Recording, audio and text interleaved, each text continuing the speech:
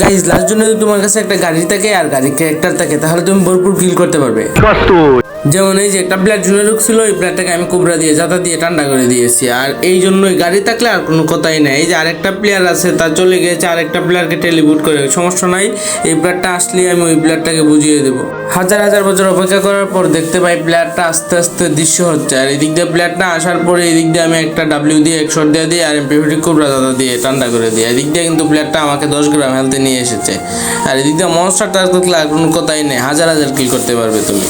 এদিক দিয়ে দেখি আমার মতন আরেকটা বন্ধু আমার মতন সেম গাড়ি সেম সব কিছু নিয়ে মানে আরেকটা ঘোরাঘুরি করতেছে। এদিক দিয়ে দিকে একটা প্লেন নেমে গেছে, ডাব্লিউ শট দিয়ে এইটাকে আমি একা নিয়ে ভরে দেবো, মানে মানে মানে মেরে দেবো আর কি, আর কিছু না। এদিক দিয়ে এই প্লেয়ারটাকে আমি ট্রাই করছি আর ডাব্লিউ এমতে কিন্তু না গাইছে। এইখানে MP40 দিয়ে কয়েক গ্রাম ড্যামেজ দেওয়ার পরে এই প্লেয়ারটাকে সানডে মানডে ক্লোজ করে দিই।